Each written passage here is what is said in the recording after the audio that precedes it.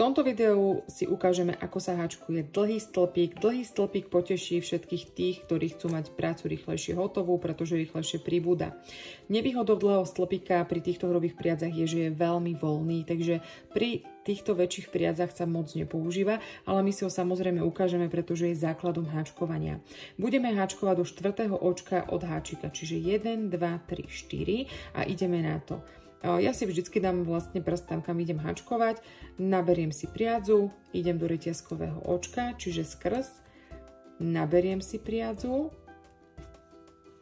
a som v tom kroku ako polodlhý stĺpik. Rozdiel je ale v tom, že ja teraz nabratú priadzu neprevlečiem cez 3 očka, ale len cez 2.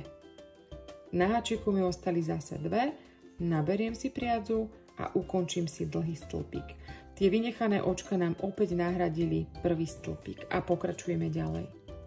Naberiem si priadzu, idem skrz reťazkové očko, naberám si priadzu a zase sa vrátim späť. Na háčiku máme 3 oka.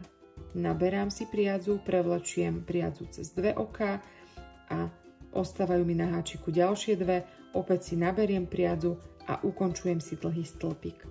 Takže ešte raz a pomaly. Naberám si priadzu, idem do reťazkového oka nasledujúceho, naberám si priadzu, na háčiku mám 3 oká, naberám priadzu, prevlečiem cez 2 oká, na háčiku mi ostávajú 2, opäť naberám a prevlečiem a dokončím si dlhý stĺpik. Takto si to dohačkujeme do konca. V poslednom videu vám ukážem rozdiely v tých stĺpikoch, aby boli tak viacej viditeľné, aký je tam vlastne rozdiel aj v tej pevnosti.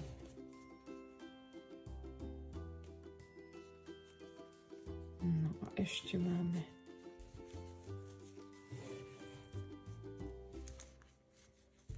Postupne sa naučíte aj to, akým spôsobom šponovať tú priadzu, pretože je veľmi dôležité kvôli tomu to mať uchopené správne, aby hlavne pri tej veľkej priadzi ste tie oká mali veľmi pekne uložené pravidelne.